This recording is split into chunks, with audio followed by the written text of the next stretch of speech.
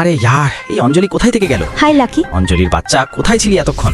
আমরা কতক্ষণ ধরে তোর অপেক্ষা করছি। আরে এসব ছাড়ো, ওর সাথে পরিচয় করো। ও হলো আমার নতুন বন্ধু লিজা। হ্যালো। হাই। আরে এখন কি এখানেই দাঁড়িয়ে থাকার ইচ্ছে? চলো তাড়াতাড়ি, দেরি হয়ে যাচ্ছে। এরপর আমরা সবাই একসাথে ঘুরে বেড়ালাম আর ছবি তুললাম।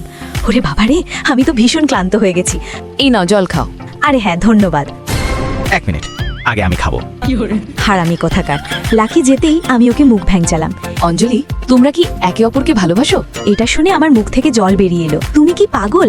এমন কিছুই নেই, আমরা এমনিতেই একে অপরকে খেপাই। তাহলে কি তুমি ওকে পছন্দ করো না? অঞ্জলি, লাকি খুব ভালো ছেলে, ওকে তো যে কোনো মেয়ে হ্যাঁ বলে দেবে। তুমি যদি ওকে ভালোবেসে থাকো তবে তোমার মনের কথা বলে দেওয়া উচিত।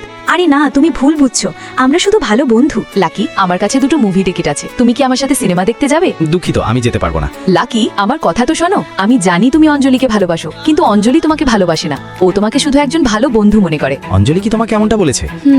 তাহলে ঠিক আছে, আমি সারা জীবন ওর একজন ভালো বন্ধু হয়েই থাকবো। আমি লিজাকে এটা বলছিলাম, তখনই আমার মোবাইলে অঞ্জলির ফোন এলো। লাকি, তুমি কোথায়? আমার পেটে খুব ব্যথা করছে, তাড়াতাড়ি বাড়ি এসো। কি? আমি এখনই আসছি।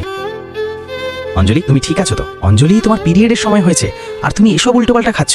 তুমি সব সময় নিজের পিরিয়ডের তারিখ ভুলে যাও। হ্যাঁ, জানি না কেন আমি সবসময় আমার পিরিয়ডের তারিখ ভুলে যাই। আমি কত বড় বোকা, তাই না? কোনো ব্যাপার না, আমি আগেই তোমার জন্য কাঁথ আর ওষুধ নিয়ে এসেছি।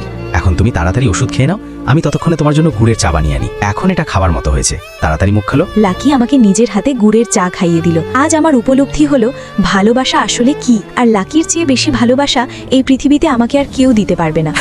কি হলো, তুমি এত হাসছো কেন? এই ড্রেসটা কি আমাকে ভালো লাগছে না? আরে আমি তোর ড্রেস দেখে হাসছি না, আমি এটা ভাবছি যে দেরিতে হলেও তোর মতো পাগলি লাকির ভালোবাসাটা অন্তত বুঝতে পারলি। এখন তাড়াতাড়ি নিজের ভালোবাসার কথা জানিয়ে দে, না হলে অন্য কেউ ওকে উড়িয়ে নিয়ে যাবে। হ্যাঁ, আজ আমি লাকিকে বলে দেব, লাকি আই লাভ ইউ। তখনই আমার নজর লাকির ওপর পড়লো। লাকির হাতে একটা ফুলের তোড়া ছিল। হ্যাঁ লাকি, তুমি আমাকে ডেকেছিলে? Liza, I love you. আমাকে বিয়ে করবে? এটা দেখে আমার পায়ের নিচ থেকে মাটি সরে গেল। আজ নিজের বোকামির কারণে আমি আমার ভালোবাসাকে হারিয়ে ফেললাম। বন্ধুরা, কাউকে যদি ভালোবাসো তবে তাড়াতাড়ি তা জানিয়ে দেওয়া উচিত, অনেক দেরি হয়ে যাওয়ার আগে। যদি আমার কথায় একমত হও তবে লাইক ও সাবস্ক্রাইব করে কমেন্টে নিজের মতামত অবশ্যই জানিও।